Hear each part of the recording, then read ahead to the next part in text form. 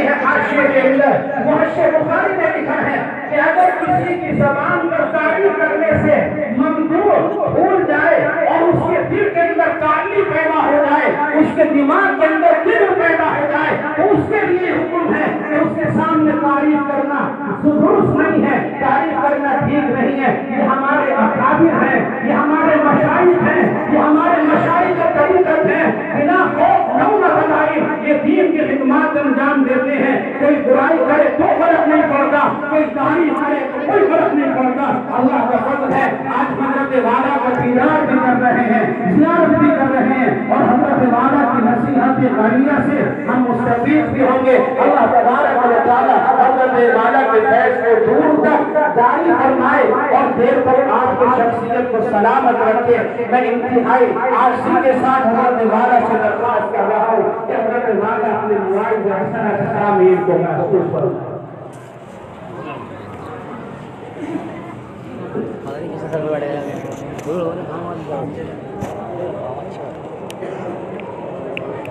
حضرت کو ہیرے دیکھ لیں گے ہم جھاگ کے، حضرت جھاگ کے دیکھنا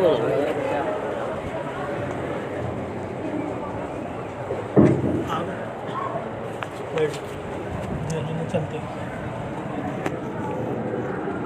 بسم اللہ الرحمن الرحیم،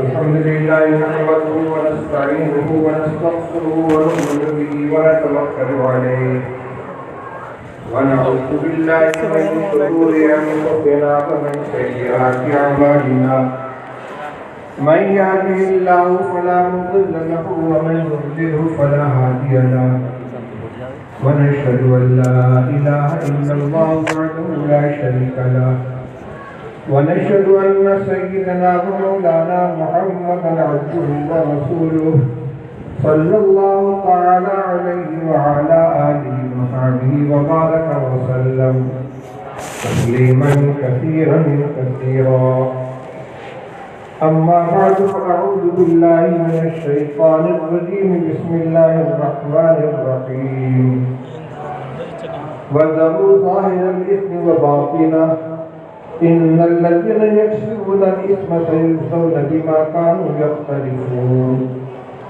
وقال النبي صلى الله عليه وسلم اتق الله حيثما كنت، أو كما قال رسول الله صلى الله عليه وسلم۔ محترم علماء کرام، ائمہ مساجد، دانشوران قوم و ملت، نوجوان دوستوں، عزیزوں اور بھائیوں،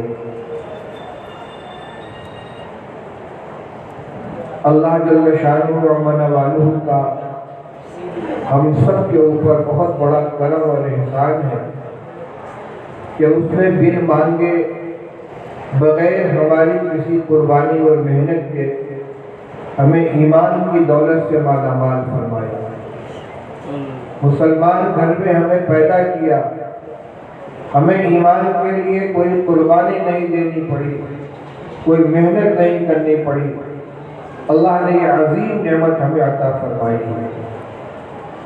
اور پھر ان ایمان والوں نے ہمیں اس کی توفیق عطا فرمائی کہ ہم اس کے گھر میں حاضر ہوں، عبادت کریں، نماز ادا کریں، کیونکہ اللہ کے بہت سے وہ بندے بھی ہیں جو مسلم گھرانے میں پیدا ہوئے، مسلمان جیسا نام ہے، لیکن ان کو مسجد میں آنے کی توفیق نہیں ملتی۔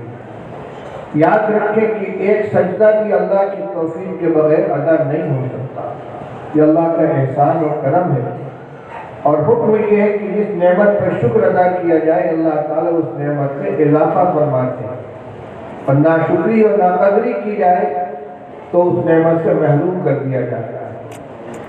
میرے بھائیوں، دین اسلام اور اسلامی تعلیمات اللہ جل شانہ کا بہترین انعام اور بہترین نعمت ہے، ہمیں اس کی قدر نہیں ہے، غیروں نے اس کی اہمیت کو سمجھا ہے۔ بخاری شریف میں ایک روایت ہے کہ ایک یہودی شخص حضرت عمر رضی اللہ تعالیٰ عنہ کی خدمت میں حاضر ہوا جب وہ خلیفۃ المسلمین تھے. کہنے لگا امیر المومنین، اے مسلمانوں کے امیر، آپ کی کتاب قرآن پاک کے اندر ایک ایسی آیت موجود ہے کہ اگر وہ ہماری جماعت یعنی یہودیوں کے اوپر نازل ہوئی ہوتی تو ہم اس آیت کے نازل ہونے کا دن تیوہار کے طور پر مناتے، یعنی ہر سال اس تاریخ میں خوشی مناتے جس تاریخ میں اور جس دن میں وہ آیت نازل ہوئی تھی. حضرت عمر رضی اللہ تعالیٰ نے فرمایا کہ وہ کون سی آیت ہے؟ اس نے کہا وہ آیت ہے الیوم اکملت لکم دینکم واتممت علیکم نعمتی ورضیت لکم الاسلام دینا، جس میں اللہ تعالیٰ یہ ارشاد فرماتے ہیں کہ آج میں نے تمہارے لیے تمہارے دین کو کامل کر دیا اور تمہارے اوپر اپنی نعمت تام کر دی اور تمہارے لیے اسلام کو دین کے طور پر پسند کر لیا. اب ہمیشہ کے لیے تمہارا دین دین اسلام ہوگا. زندگی گزارنے کا مبارک طریقہ وہ ہوگا جس کو اسلام کہتے ہیں، جو حضرت نبی کریم صلی اللہ تعالیٰ علیہ وسلم کے ذریعے ہمیں ملا ہے اور جس کی تعلیم 23 سال تک نازل ہونے والے قرآن پاک میں اور نبی کریم صلی اللہ علیہ وسلم کے ارشادات میں ہمیں دی گئی ہے. یہ وہ آیت ہے جس کے بارے میں اس یہودی عالم نے یہ کہا کہ اتنی بڑی نعمت ہے کہ اگر ہماری امت پہ یہ آیت نازل ہوئی ہوتی تو ہم اس دن کو ہمیشہ سالانہ تیوہار کے طور پر مناتے ہیں. حضرت عمر رضی اللہ تعالیٰ نے ارشاد فرمایا تو میں جانتا ہوں کہ آیت کا اتری کہاں اتری. ذوالحجہ کی 9 تاریخ تھی، جمعہ کا دن تھا. نبی کریم صلی اللہ علیہ وسلم میدان عرفات میں جبل رحمت کے دامن میں وقوف فرما رہے تھے، اپنی اونٹی کے اوپر سوار تھے، عبادت میں مشغول تھے. اس وقت یہ آیت نازل ہوئی. حضرت عمر رضی اللہ تعالیٰ عنہ کے جواب کا حاصل یہ ہے کہ تم سمجھتے ہو کہ ہمیں اس آیت کی اہمیت کا اندازہ نہیں ہے. ہمیں خوب اندازہ ہے. قرآن پاک کی 114 سورتیں ہیں، 30 پارے ہیں. ہر آیت کے بارے میں یہ تفصیل نہیں محفوظ رکھی جا سکتی کہ اس کے نزول کا دن کون سا تھا، تاریخ کون سی تھی، مہینہ کون سا تھا، سن کون سا تھا. اس آیت کے بارے میں ساری تفصیل ہم نے محفوظ رکھی ہے. 9 ذوالحجہ سن 10 ہجری، جمعہ کا دن، عرفات کا میدان، جبل رحمت کا دامن، عصر کے بعد کا وقت. یہ تفصیل اسی لیے محفوظ ہے کہ یہ آیت بہت اہم ہے. دوسرا جواب اس میں یہ ہے کہ تم یہ کہتے ہو کہ اگر ہمارے اوپر یہ آیت نازل ہوتی تو ہم اس کو عید کا دن مناتے.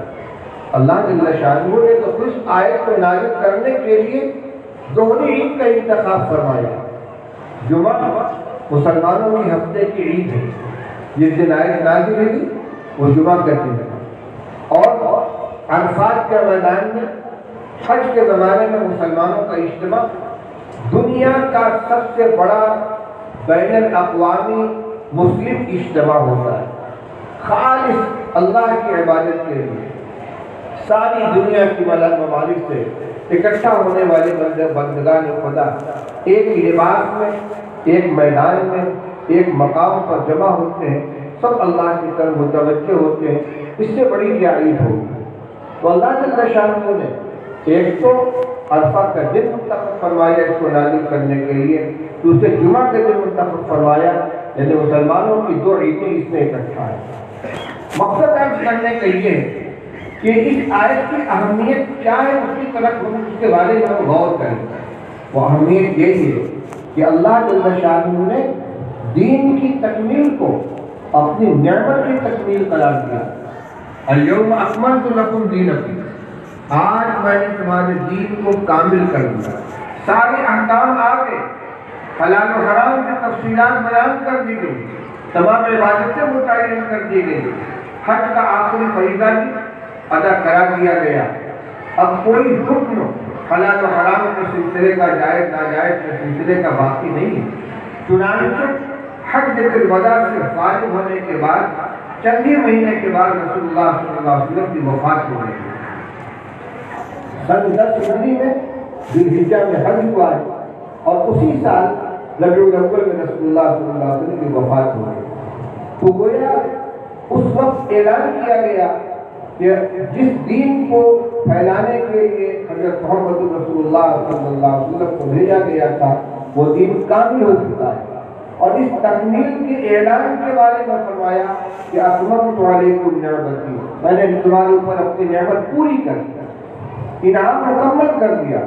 میرے بھائیوں، آج ہمیں اللہ کی اس نعمت کا احساس نہیں۔ ہم شریعت کے احکام کو بوجھ سمجھتے ہیں۔ کتنی چیزیں ہیں کہ جو اللہ کی طرف سے ہمارے اوپر فرض کی گئی ہیں، ہماری زندگی میں وہ نہیں ہے۔ سب سے بڑھ کر نماز کو دیکھ لیجیے۔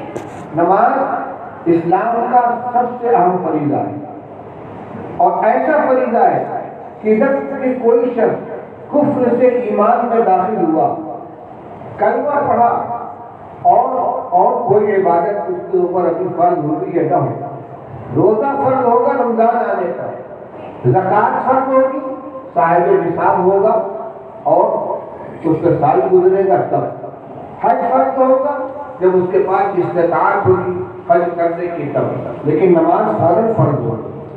اگر اللہ اکبر کہہ کر نیت باندھنے کا بھی وقت باقی ہے نماز میں، نماز کا وقت ختم ہونے میں وہ نماز اس کے دل میں فرض ہوگی، فوراً کے فوراً یہ فریضہ ایمان والے کی طرف متوجہ ہوتا ہے۔ اہتمام اس کا اتنا ہے کہ جس حال میں بھی آدمی ہو اس کو نماز پڑھنا ہے، کھڑے ہو کر پڑھ سکتا ہے، کھڑے ہو کر پڑھے، کھڑا نہیں ہو سکتا بیٹھ کر پڑھے، بیٹھ کر رکوع سجدہ نہیں کر سکتا اشارے سے رکوع سجدہ کرے، اس کی بھی طاقت نہیں ہے لیٹ جائے، لیٹ کر اشارے سے نماز ادا کرے، لیکن معاف نہیں کیا گیا۔ میدان جنگ میں دشمن سامنے برسر پیکار ہے، اس کے لیے قرآن پاک کے اندر صلاۃ الخوف کا طریقہ نازل ہوا کہ امیر لشکر جماعت کو دو حصوں میں تقسیم کر دے، آدھی نماز ایک جماعت کو ادا کرائے، آدھی جماعت ایک جماعت کو ادا کرائے، اور وہ دونوں امام کے فارغ ہونے کے بعد اپنی اپنی آدھی نماز الگ الگ پوری کر لیں۔ یہ اہتمام ہے نماز۔ آج مسلمانوں کی زندگی میں جو نماز کی کیفیت ہے وہ ہمارے اور آپ کے سامنے ہے کہ مسلمانوں کی اکثریت نماز چھوڑ کر زندگی گزار رہی ہے۔ جو نعمت اللہ نے عطا فرمائی، ذرا سوچئے، تمام احکام آسمان سے جبریل امین علیہ السلام کے ذریعے نازل ہوئے، قرآن پاک کی آیات کے اندر حکم دیا گیا ہے یا ایھا الذین آمنوا کتب علیکم الصیام کما کتب علی الذین من قبلکم، تمہارے اوپر روزہ فرض کیا گیا جیسا کہ اس سے پہلی امتوں کو فرض کیا گیا۔ زکوٰۃ کے لیے آپ اقیموا الصلاۃ وآتوا الزکوٰۃ، نماز ادا کرو، زکوٰۃ ادا کرو۔ حج کے لیے وَلِلَّهِ عَلَى النَّاسِ حِجُّ الْبَيْتِ مَنِ اسْتَطَاعَ إِلَيْهِ سَبِيلًا، کہ جو آدمی حج کی استطاعت رکھتا ہے اس پر حج فرض ہے۔ جبریل آئے ہیں، اللہ کا حکم لے کر آئے ہیں، احکام لے کر آئے ہیں، لیکن جب نماز کی فرضیت کا مسئلہ آیا، اللہ جل شانہ نے اپنے حبیب محمد رسول اللہ صلی اللہ علیہ وسلم کو معراج عطا فرمائی، آسمان پہ بلایا اکرام اور اعزاز کے ساتھ، اور 5 وقت کی نماز تحفے کے طور پر عطا فرمائی۔ اللہ کی طرف سے ملنے والا یہ فریضہ ایک تحفہ ہے جو معراج میں رسول اللہ صلی اللہ علیہ وسلم کو اور آپ کی امت کو عطا ہوا۔ کوئی بہت معزز مہمان جب کسی کے گھر میں آتا ہے اور وہ اس کو ہدیہ پیش کرنا چاہتا ہے تو اچھا سے اچھا، قیمتی سے قیمتی، بہتر سے بہتر ہدیہ پیش کرتا ہے۔ اللہ جل شانہ نے شب معراج میں اس امت کے لیے نبی کریم صلی اللہ علیہ وسلم کو جو تحفہ عطا فرمایا ہے، جو ہدیہ عطا فرمایا ہے، وہ امت کے اوپر عائد ہونے والی 5 وقت کی نماز۔ کتنے بدقسمت ہے وہ مسلمان کہ جو اللہ کی اس عظیم نعمت کی ناقدری کرتے ہیں۔ اذان کی آواز کان میں آتی ہے، وقت معلوم ہے کہ نماز کا وقت ہو گیا، لیکن وہ غفلت کے اندر پڑے رہتے ہیں۔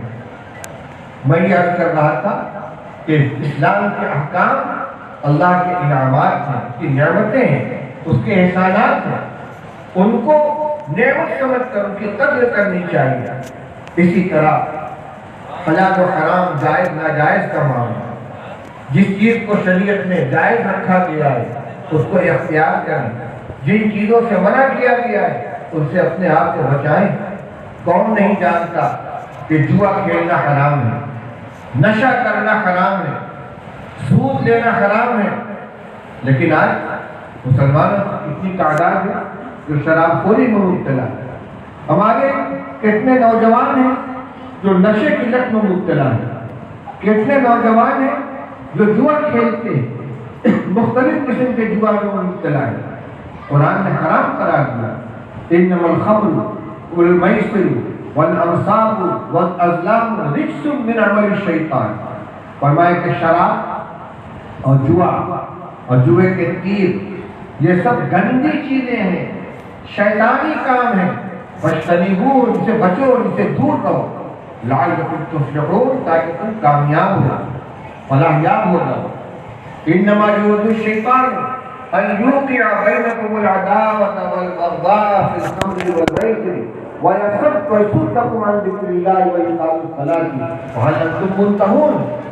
اور بس شیطان تو یہ چاہتا ہے، اس کی تو یہ خواہش ہے، اس کی محنت کر رہا ہے کہ تم کو شراب اور جوا کے ذریعے اللہ کی یاد سے محروم کر دے، نماز سے محروم کر دے۔ انما یرید الشیطان ان یوقع بینکم العداوۃ والبغضاء فی الخمر والمیسر، شیطان یہ چاہتا ہے کہ تمہارے درمیان آپس میں دشمنی ڈال دے، پھوٹ ڈال دے، عداوتیں پیدا کر دے شراب اور جوا کے ذریعے، وَيَصُدَّكُمْ عَنْ ذِكْرِ اللَّهِ وَإِقَامِ الصَّلَاةِ، اور اللہ کی یاد سے تمہیں روک دے، نماز قائم کرنے سے تمہیں روک دے۔ هَلْ أَنْتُمْ مُنْتَهُونَ، ارے اب بھی بچو گے، رکو گے، بعد آؤ گے؟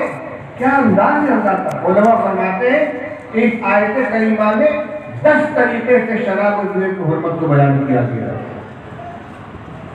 یہ جن حالات میں آیت نازل ہوئی ہے، عرب کے اندر مکہ میں جہاں تمام خرابیاں گھٹی میں پڑی ہوئی، نشے کے عادی تھے، جوئے کے عادی تھے، بدکاری کے عادی تھے، لیکن جو آیت نازل ہو گئی مسلمانوں کے اندر، مجال نہیں کہ اس کے بعد ایک گناہ ان سے سرزد وہ قدر کرتے تھے کہ اللہ کے طرف حکم آیا سر آنکھوں کو فوراً اس پر عمل کرتے تھے۔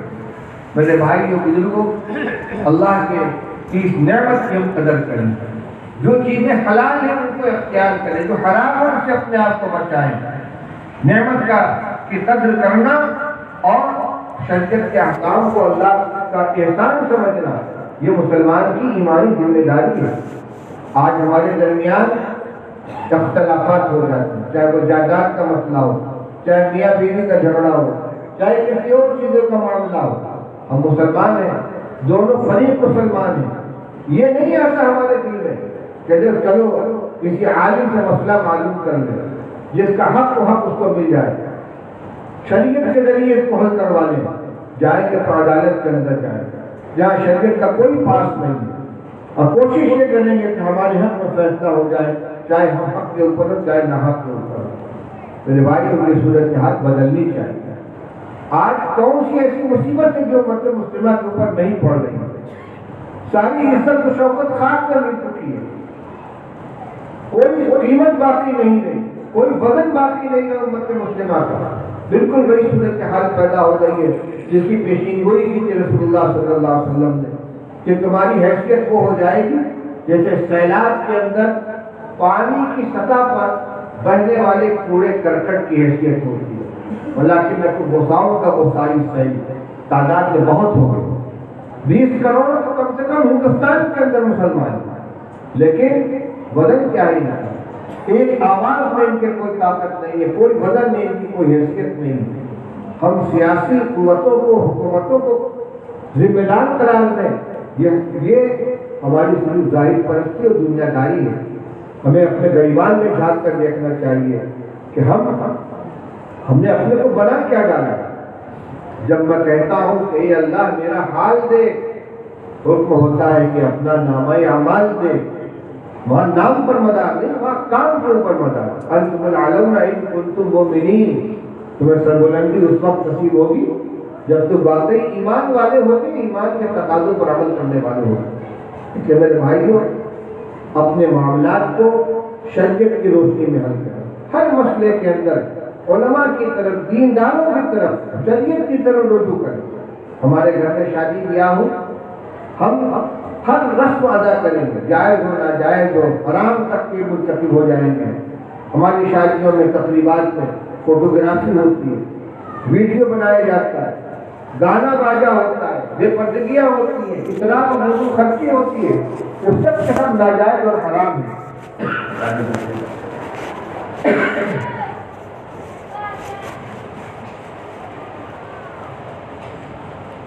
اور کارڈ پہ کیا چھپواتے ہیں؟ النکاح من سنتی، نکاح میری سنت، یعنی اللہ کے رسول صلی اللہ علیہ وسلم فرماتے ہیں کہ نکاح میری سنت، سنت کے حوالے سے دعوت دیتے ہیں۔ سنت کو رسول اللہ صلی اللہ علیہ وسلم کی ہے، لیکن اس سنت کی انجام دہی اور اس کی ادائیگی سراسر غیروں کے طریقے پر ہوگی، کہیں پہ سنت کو قریب نہیں آنے دیں گے۔ معاصی، فضول خرچی، فواحش، منکرات، بے پردگی، حرام کا ارتکاب ہوگا اس میں۔ اس نکاح کے اندر برکت کہاں سے آئے گی؟ اس میں سکون قلب کہاں سے حاصل ہوگا؟ وہ نکاح جس کو اللہ تعالیٰ نے اپنا انعام اور اپنی قدرت کی نشانی بتائی تھی۔ وَمِنْ آيَاتِهِ أَنْ خَلَقَ لَكُم مِّنْ أَنفُسِكُمْ أَزْوَاجًا لِتَسْكُنُوا إِلَيْهَا وَمِنْ أَنفُسِكُمْ أَزْوَاجًا لِتَسْكُنُوا إِلَيْهَا وَجَعَلَ بَيْنَكُم مَّوَدَّةً وَرَحْمَةً۔ اللہ تعالیٰ قدرت کی نشانی میں یہ چیز ہے کہ اس نے تمہاری نسل قسم سے، تمہاری جانوں سے تمہاری بیویاں بنائی ہیں۔ کس لیے؟ تاکہ تم ان سے سکون حاصل کرو، اور تمہارے درمیان اللہ نے محبت اور مودت کا جذبہ پیدا فرمایا۔ جو اجنبی میاں بیوی، نہ یہ ان کو جانتے نہ وہ ان کو جانتے ہیں، لیکن رشتے نکاح میں منسلک ہو جانے کے بعد ایک جان دو الگ ہو جاتی ہے، ایک دوسرے کے لیے جان دینے کے لیے تیار ہے۔ یہ اللہ کی طرف سے محبت پیدا کی جاتی ہے، یہ برکت ہے نکاح کی۔ یہ نکاح بابرکت کب ہوگا؟ حضور فرماتے ہیں ان اعظم النکاح برکۃ ایسرہ نتن، سب سے زیادہ برکت والا نکاح وہ ہے جس سے سب سے کم خرچ آئے، لیکن اس میں ہماری شان کیسے ظاہر ہے؟ سیٹھ صاحب اگر ارب پتی ہیں تو اس کا اظہار شادی میں ہونا چاہیے، لمبا چوڑا جہیز دیا جائے گا، ڈیکوریشن اعلیٰ درجے کا ہوگا، شادی کا منڈپ سجایا جائے گا، 4-4 5-5 طرح کے آئٹم ہوں گے دعوت کے اندر، اور ایک ہفتے پہلے سے انتظام شروع ہوگا، ایک ہفتے بعد تک سلسلہ چلتا رہے گا۔ یہ نکاح میں سنتی ہے، اسی کو کہتے ہیں کہ نکاح ہم سنت نکاح ادا کر رہے ہیں۔ حضور صلی اللہ علیہ وسلم کے زمانے میں کیسے نکاح ہوتا تھا؟ علماء سے معلوم کیجیے، حدیث کی کتابوں میں سب تفصیلات موجود ہیں۔ مدینہ طیبہ میں صحابہ کرام رضی اللہ تعالیٰ عنہ نکاح کرتے ہیں، اور ایسے ویسے نہیں، اہم ترین صحابہ کرام عشرے مبشرہ میں سے حضرت عبدالرحمن بن عوف رضی اللہ تعالیٰ عنہ وہ نکاح کرتے ہیں، لیکن رسول اللہ صلی اللہ علیہ وسلم کو خبر بھی نہیں ہے۔ حضور صلی اللہ علیہ وسلم پوچھتے عبدالرحمن یہ تمہارے کپڑے پر پیلا پیلا دھبا کیسا نظر آ رہا ہے؟ کہنے لگے یا رسول اللہ میں نے نکاح کیا ہے، یعنی میں نے نکاح کیا ہے، بیوی کا کپڑا کچے پیلے رنگ رنگا ہوا تھا، اس کے ساتھ اختلاف کی وجہ سے اس کا دھبا میرے کپڑے پر آ گیا۔ آپ نے یہ نہیں فرمایا اچھا تم نے نکاح کر دیا مجھے بتلایا تک نہیں؟ آپ نے یہ نہیں فرمایا، نہ انہوں نے اس کا اہتمام کیا کہ نکاح پڑھوانے کے لیے رسول اللہ صلی اللہ علیہ وسلم نے دن تاریخ اور وقت متعین کرائے کہ اس کا اعلان اور پھر کارڈ چھپے، اور پھر شان شوکت کے ساتھ اعلان ہو، خاموشی کے ساتھ نکاح کر لیا۔ حضور مدینے میں موجود ہے اور آپ کو اطلاع تک نہیں، اور جب خبر ہوئی تو آپ نے شکایت میں، ہاں وہ بہت خوشحال صحابی تھے، تو آپ نے فرمایا کہ ولیمہ کر لو، چاہے ایک بکری قربان کر کے ولیمہ کر لو، ولیمہ کرو۔ جابر بن عبداللہ رضی اللہ عنہ صحابی ہیں، ان کے والد عبداللہ ابن عمرو بن حرام رضی اللہ تعالیٰ غزوہ احد میں شہید ہو گئے۔ یہ باپ کے اکیلے بیٹے اور ان کی 9 بہنیں، سب کی ذمہ داری ان کے اوپر آ گئی، یتیم ہو گئے۔ رسول اللہ صلی اللہ علیہ وسلم کا بہت خیال کرتے، ان کی مدد کرتے ہیں، ان کے مسائل کو حل کرنے کے لیے ان کے ساتھ کیا کیا۔ ان کے والد کا انتقال ہوا تو یہودیوں کا بہت بڑا قرضہ تھا ان کے اوپر۔ جب باغ میں پھل لگنے کا زمانہ آیا، کھجور کے باغ میں، یہودیوں کو پتہ تھا کہ یہ پھل توڑیں گے، یہ چاہتے تھے کہ کچھ قرضہ اس وقت ادا ہو جائے اور کچھ بعد میں ادا کر دیں گے، اس لیے کہ اسی چھوارے کے اوپر پورے گھر والوں کے کھانے پینے کا مدار ہے۔ انہوں نے کوشش کی لیکن یہودی تیار نہیں ہے۔ رسول اللہ صلی اللہ علیہ وسلم کے پاس آ کر صورتحال بیان کی، آج فرما میں تمہاری سفارش کروں؟ فرمایا یا رسول اللہ، آپ باغ میں تشریف لے گئے، وہاں وہ بڑیے تو بیٹھے ہوئے تھے اپنا قرض وصول کرنے کے لیے، آپ نے اس سے گفتگو کی مگر وہ ٹس تمس نہیں ہوئے۔ آج بولا اچھا جابر، ہر قسم کے چھواروں کا الگ الگ ڈھیر لگا، یہ برنی ہے، یہ عجوا ہے، یہ صفادی ہے، یہ سقئی ہے، یہ جتنے قسم کے کھجورے کے سب کا ڈھیر لگا دیا۔ پھر رسول اللہ صلی اللہ علیہ وسلم تشریف لائے اور جو سب سے بڑا ڈھیر تھا اس کے ارد گرد تھوڑی دیر آپ گھومے، کچھ دعائیں کی، پھر فرمایا ادا کرو۔ ترنت انہوں نے ناپ کر دینا شروع کیا، سارا قرض ادا ہو گیا اور جتنا چھوارا کا سب باقی رہا۔ فرماتے میں تو چاہتا تھا کہ قرضہ ادا ہو جائے چاہے میرے گھر ایک دانہ نہ آئے، لیکن والد صاحب قرضے سے دوش ہو جائیں۔ وہ چھوارے جو پیدا ہوا تھا وہ اتنا نہیں تھا کہ جس سے قرض ادا ہوتا۔ حضور صلی اللہ علیہ وسلم کا یہودیوں کے پاس جانا سفارش کے لیے کس لیے تھا؟ ان کی دلجوئی کے لیے۔ یہی جابر بن عبداللہ نے نکاح کیا، رسول اللہ صلی اللہ علیہ وسلم کو خبر نہیں تھی کہ یا رسول اللہ میں نکاح کرنا چاہتا۔ غزوہ تبوک سے واپسی پر مدینہ کے قریب پہنچے تو کہنے لگے یا رسول اللہ میں ذرا گھر جلدی جانا چاہتا ہوں۔ فرمایا کیوں؟ کہتے میں نے نکاح کیا ہے۔ اچھا تو والی سے نکاح کیا ہے یا بیوہ مطلقہ سے؟ کہنے یا رسول اللہ بیوہ مطلقہ سے کیا، یعنی سچے بات۔ فرمایا نہ عمر نے تجھے کیوں نہیں شادی کی؟ وہ کہنے لگے یا رسول اللہ میرے والد کا انتقال ہو گیا ہے اور 9 بہنیں چھوڑی، بعد میں 7 کا تذکرہ ہے، بعد میں 6 کا، بعد میں 9 کا، کچھ شادی شدہ تھی کچھ غیر شادی شدہ تھی، اس لیے سب کا تذکرہ کیا تو 9 کا، غیر شادی شدہ کا کیا تو 7 یا 6 کا۔ اگر میں کسی نوعمر لڑکی کو لے کر آ جاتا تو ان کی دیکھ ریکھ کون کرتا؟ اس لیے میں نے ایک معمر خاتون کو اپنی بیوی بنایا ہے تاکہ میری بیوی بھی رہے اور میری بہنوں کے سرپرست بن کر رہے۔ آپ اس کی تحسین فرمائیں۔ میں یہ کہہ رہا ہوں کہ اتنا قریبی تعلق رکھنے والے جابر بن عبداللہ ہیں، ان کا نکاح ہوا ہے اور رسول اللہ صلی اللہ علیہ وسلم کو خبر نہیں۔ جب وہ بتاتے ہیں تب آپ کو معلوم ہوتا ہے اور آپ کو شکایت نہیں۔ اتنا آسان کر دیا گیا تھا نکاح، اور خود حضور فرما دیں کہ سب سے زیادہ برکت والا نکاح وہ ہے تو سب سے کم خرچے والا ہو۔ آج دیکھ لیجیے مسلمانوں کے یہاں غیروں کی ساری نقالی ہوتی ہے، نام و نمود، شہرت طلبی، اصلاح، فضول خرچی، معاصی کا طوفان۔ اس نکاح میں برکت کہاں سے آئی؟ میں بات کیا عرض کر رہا تھا کہ اللہ کے دین کو اللہ کی نعمت سمجھے، اس کا احسان کریں، اس کی برکتوں کو حاصل کریں۔ ہر مسئلے کے اندر مسلمان ہونے کی حیثیت سے سب سے پہلی ہماری ذمہ داری یہ ہوتی ہے کہ شریعت کیا کہتی ہے، دین کیا کہتا ہے، اللہ کا اس کے رسول صلی اللہ علیہ وسلم کے اس مسئلے میں کیا حکم ہے، ہم کو اس پر عمل کرنا ہے۔ دنیا کیا کہتی ہے، برادری کیا کہتی ہے، خاندان کیا کہتا ہے، رشتہ دار کیا کہتے ہیں، ہمارے داماد اور بہنوئی کیا کہتے ہیں، اس کی پرواہ نہیں کرنا۔ اور ہم دین پر جمیں گے، اللہ ہماری مدد فرمائے گا۔ بظاہر کوئی ناراض بھی ہو جائے تو اللہ کو راضی کر کے دوسروں کو ناراض کرنا یہ کامیابی ہے، اور اللہ کو ناراض کر کے دوسروں کو ناکام راضی کرنا یہ ناکامی ہے۔ حضرت معاویہ رضی اللہ تعالیٰ عنہ نے خط لکھا غالباً حضرت عائشہ رضی اللہ عنہ کو یا حضرت مغیرہ بن شعبہ رضی اللہ عنہ کو، نام یاد نہیں، بخاری شریف کی حدیث ہے۔ خط یہ لکھا، وہ ملک شام میں تھے، یہ مدینہ میں تھے، کہ رسول اللہ صلی اللہ علیہ وسلم کی سنی ہوئی کوئی بات لکھ کر بھیجو، کوئی حدیث بھیجو۔ تو انہوں نے لکھا کہ میں نے رسول اللہ صلی اللہ علیہ وسلم کے فرماتے ہوئے سنا ہے، آپ نے ارشاد فرمایا کہ جو شخص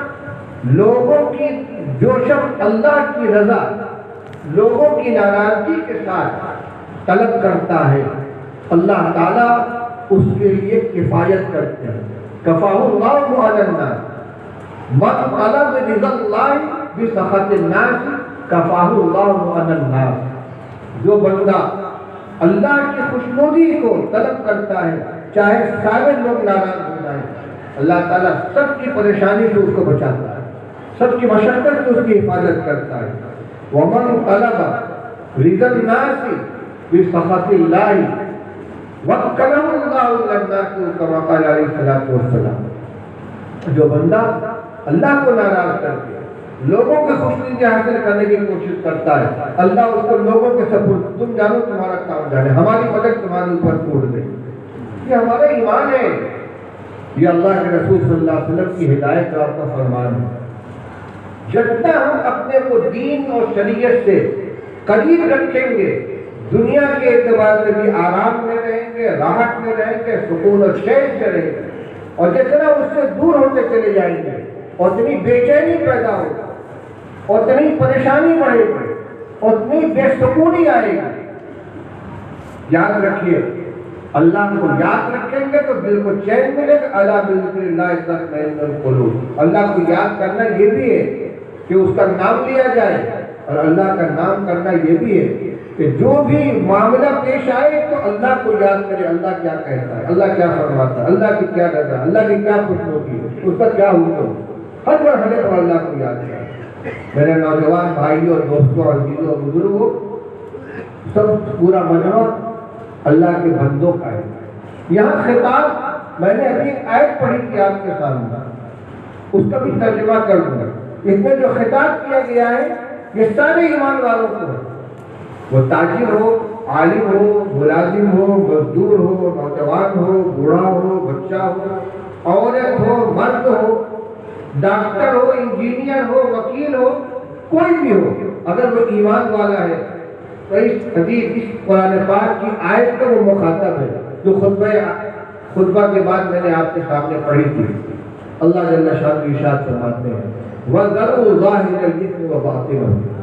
ऐ लोगों, खुले हुए गुनाहों को भी छोड़ दो और छुपे हुए गुनाहों को भी छोड़ दो। दो लफ्ज़ है, ज़रूर ज़ाहिरल इस्म व बातिनहु। जो खुला हुआ गुनाह है उसको भी छोड़ दो, और जो छुपा हुआ गुनाह है उसको भी छोड़ दो। इन्नल्लज़ीना यक्सिबूनल इस्म सयुज़ौना बिमा कानू यख्तलिफून।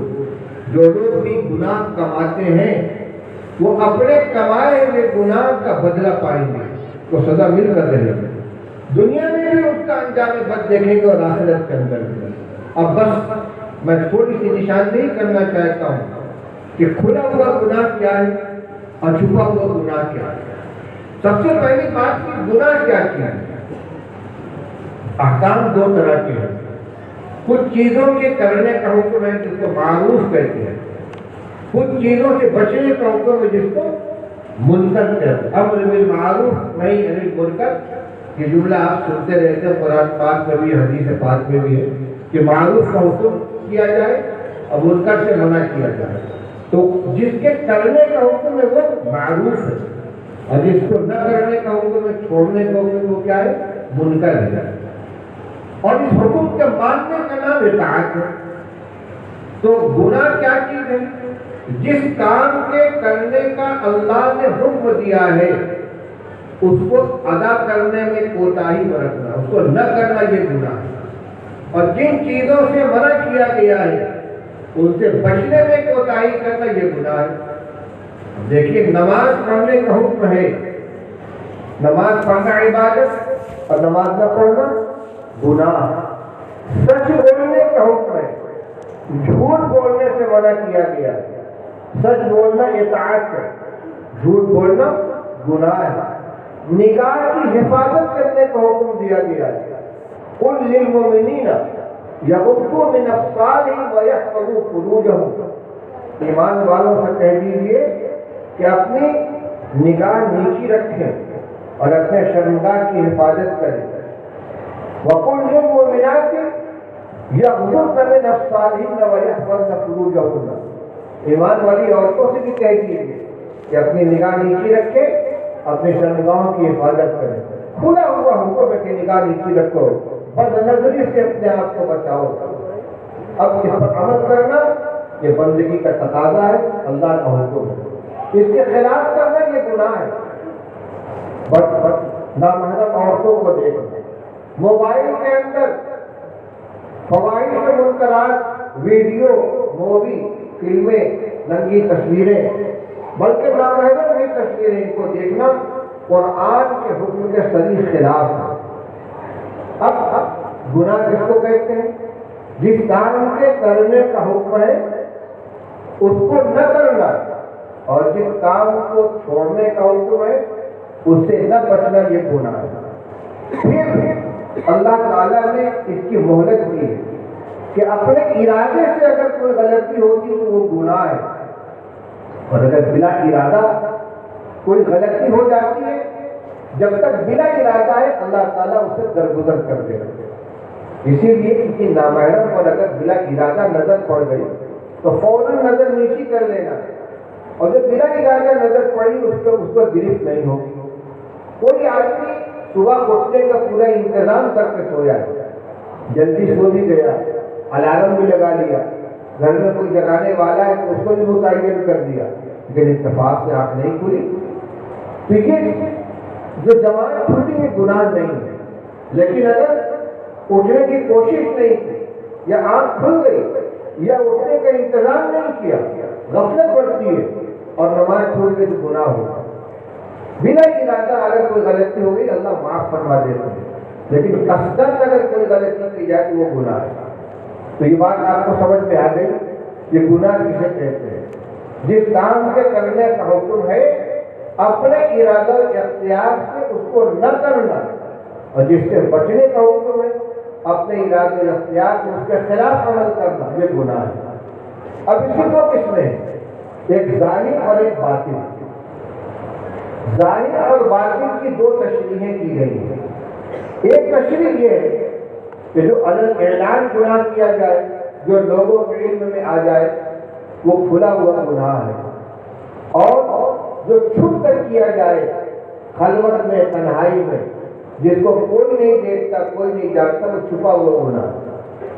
ہمارے اعتبار سے یہ گناہ کی دو قسمیں ہو گئی، ایک کھلا ہوا ہے جس کو دنیا دیکھ رہی ہے، ایک چھپا ہوا ہے جس کو کوئی نہیں جانتا۔ لیکن اللہ تعالیٰ کے اوپر کوئی چیز چھپی بھی نہیں ہے۔ اللہ تعالیٰ فرماتے ہیں یعلم خائنۃ الاعین وما تخفی الصدور، اللہ تعالیٰ کو نگاہوں کے خیانت کو بھی جانتے ہیں، دل کی چھپی ہوئی باتوں کو بھی جانتے ہیں۔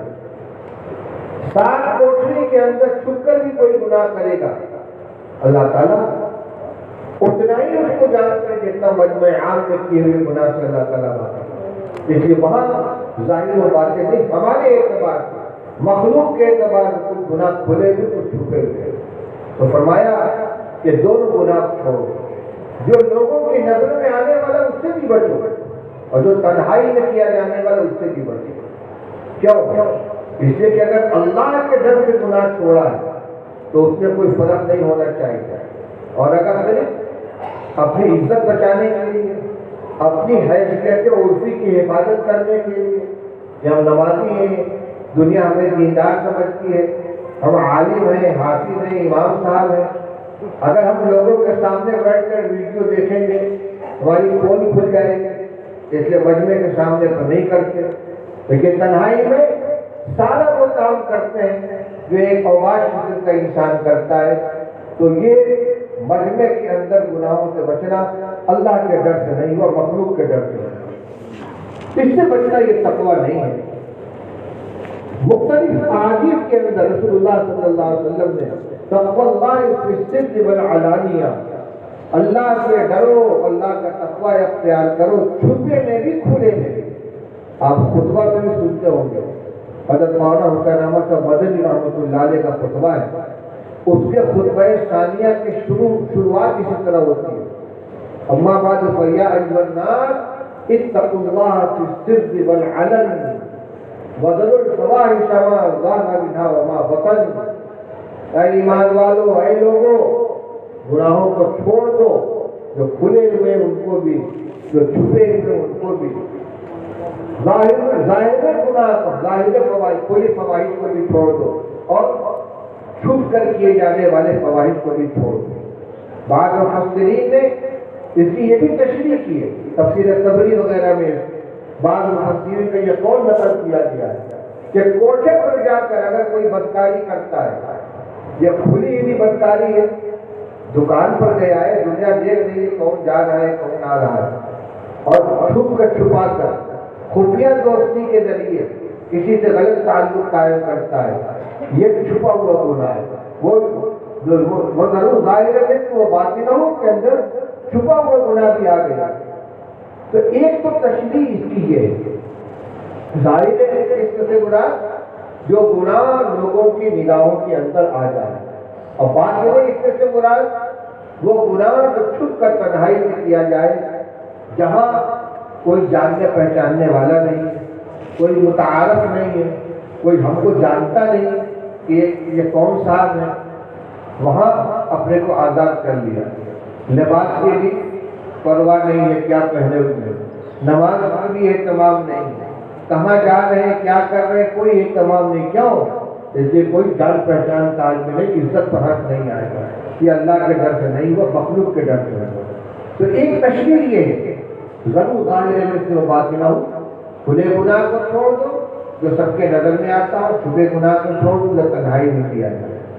دوسری تشریح امام راضی رحمۃ اللہ علیہ نے کی ہے، فرماتے ہیں کہ ظاہر گناہ وہ ہے جو اعضاء و جوارح کے ذریعے صادر ہو، زبان سے جھوٹ بولنا، آنکھ سے بدنظری کرنا، کان سے غیبت کا سننا، ہاتھ پیر سے کسی کے ساتھ زیادتی کرنا، کوئی گناہ کرنا، یعنی یہ جو نظر آنے والے اعضاء ہیں جن کو اعضاء و جوارح کہا جاتا ہے، ان سے ہونے والے سارے گناہ ظاہر گناہ ہوئے، اور دل میں جو چھپا ہوا، سینے میں جو چھپا ہوا دل ہے، بہت سے گناہ کا تعلق اس سے بھی ہے۔ وہ گناہ دوسرے کو نظر نہیں آتا، اس کو بھی چھوڑو۔ وہ گناہ کون سا ہے؟ تکبر، حسد، بغض، کینہ، بدگمانی، یہ سارے کے سارے گناہ ہیں، صرف بری صفت نہیں، یہ تو پکڑ ہے۔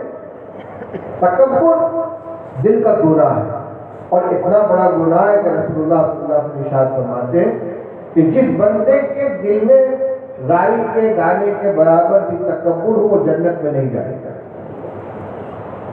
رائی کے دانے کے برابر بھی تکبر ہو، اپنے کو بڑا سمجھتا ہو، دوسروں کو حقیر جانتا ہو، وہ جنت میں نہیں جائے گا۔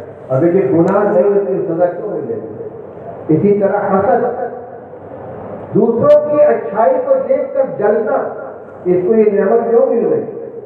یہ گناہ ہے۔ ہمارے شیخ حضرت مولانا مفتی محمود حسن صاحب جبر اللہ عنہ فرماتے ہیں کہ حسد کا حاصل یہ کہ بندہ اللہ پر اعتراض کرتا ہے، آپ نے اس کو یہ نعمت کیوں دی، مجھ کو کیوں نہیں دی، یہ مجھے ملنی چاہیے، اس سے لے لیجیے، مجھے دیجیے۔ اللہ کے فیصلے پر بندہ اعتراض کر رہا ہے، چاہے زبان سے نہیں کہہ رہا ہے، مگر حسد کا حاصل یہ اتنا کامیاب ہو گیا اپنے تجارت کے اندر، اتنی اچھی گاڑی اس کے پاس آ گئی، اتنا ترقی کر گیا، مجھے یہ چیز کیوں نہیں ہوئی؟ حاصل دوسرے کی نعمت کو دیکھ کر جلتا ہے، وہ یہ چاہتا ہے کہ اس کی نعمت چھن جائے، چاہے مجھے ملے چاہے نہ ملے، مجھے ملے یا نہ ملے لیکن اس کی نعمت چھن جائے۔ یہ تقسیم کس نے کی ہے؟ اللہ نے کی ہے۔ اس پر یہ دل میں اعتراض پیدا ہونا، یہ زبان سے یا اللہ کے فیصلے پر اعتراض ہے۔ تو دل کی کہ گناہوں میں ایک گناہ تکبر ہے، ایک گناہ حسد ہے، ایک گناہ بدگمانی۔ ایاک والظن فإن الظن أكذب الحديث، رسول اللہ صلی اللہ علیہ وسلم فرماتے ہیں بدگمانی سے بچو، کیونکہ بدگمانی سب سے جھوٹی بات، بے بنیاد کسی کے بارے میں کوئی خیال پکا لینا اور اس کے مطابق فیصلے کرتے رہنا۔ کسی کی کوئی حرکت دیکھی بھئی یہ تو یہ کر رہا ہے، کوئی آدمی ہنس رہا ہے، یہ میرا مذاق اڑا رہا ہے، خامخواہ کے لیے کیوں؟ ہمارے حضرت مولانا قاری محمد طیب صاحب رحمۃ اللہ علیہ ایک مرتبہ تقریر فرما دیتے دارالعلوم دیوبند کے سابق معتمد، کہنے لگے اشارے جو ہوتے ہیں یہ مشترک ہوتے ہیں، یعنی ایک ہی اشارہ کئی طرح کا ہوتا ہے۔ اب یہ ہے کہ ایسے ہاتھ اٹھایا، فوری ہاتھ اٹھاتا ہے تو سلیوٹ مارتا ہے، اور آنے والے کو سلام کرنے کے لیے بھی ہاتھ اٹھاتے ہیں اور کسی کو مارنے کے لیے بھی ہاتھ اٹھاتے ہیں. اب آپ کو دیکھ کر کسی نے یوں کیا، اگر خوشگمانی ہوگی تو پہلے والے کو السلام، یہ سلام کر رہا ہے. اور اگر بدگمانی ہوگی، اچھا مجھے دیکھ کے ہاتھ دکھا رہا ہے، مجھے مارنے کو کہہ رہا ہے. ایک ہی عمل ہے، حسن ظن ہے تو وہ سلام بن گیا، اب بدگمان کے تو دھمکی بن گئی. یہ گناہ ہے دل تو ضرور ظاہر ہے کہ وہ باتیں کہوں گا. ایک معنی یہ بھی ہے کہ جو اعضاء و جوارح کے گناہ ہے، ہاتھ سے کوئی گناہ کرنا، عام طور سے گناہ ہاتھ سے ہی ہوتے ہیں. عام طور سے ما اصابتکم من مصیبت فبما کسبت ایدیکم ویعفو عن کثیر. اللہ تعالیٰ فرماتے ہیں کہ جو مصیبتیں تمہارے اوپر آتی ہیں وہ تمہارے ہاتھ کی کمائی ہوتی ہے، یعنی تمہارے اپنے گناہوں کا نتیجہ ہوتا ہے. اور اللہ تعالیٰ بہت سے گناہوں کو تو معاف فرما دیتا ہے. اکثر گناہ کا تعلق ہاتھ سے ہوتا ہے، کچھ کا پاؤں سے ہوتا ہے. احادیث ذہن میں آ رہی ہیں. ایک روایت میں رسول اللہ صلی اللہ علیہ وسلم نے ارشاد فرمایا کہ العینان تزنیان وزناہما النظر. آنکھیں بھی زنا کرتی ہیں، ان کا زنا نامحرم کو دیکھنا ہے. والرجلان تزنیان وزناہما المشی. پیر بھی زنا کرتے ہیں، ان کا زنا اس کے پاس چل کر جانا ہے. والیدان تزنیان وزناہما البطش. اور ہاتھ بھی زنا کرتے ہیں اور ان کا زنا ان کو پکڑنا اور ہاتھ لگانا. والقلب یہوا. اور دل خواہش پیدا کرتا، اس کا یہ گناہ ہے. والفرج یصدق ذلک او یکذب. آخر مرحلہ یہ ہے کہ آدمی عملاً زنا میں مبتلا ہو جائے یا نہ ہو جائے. لیکن حقیقی زنا میں مبتلا ہونے سے پہلے آنکھ بھی زنا کر رہی ہے، ہاتھ بھی زنا کر رہا ہے، پیر بھی زنا کر رہا ہے، دل بھی زنا کر رہا ہے. معلوم ہو کہ گناہ کا تعلق مختلف اعضاء سے ہے. ہاتھ کی طرف بھی زنا کی نسبت کی گئی، پیر کی طرف بھی کی گئی. تو وہ کھلے کے گناہ وہ ہیں کہ جو ان ظاہری اعضاء سے کیے جائیں، اور چھپے ہوئے گناہ وہ ہیں جن کا تعلق قلب سے، دل سے.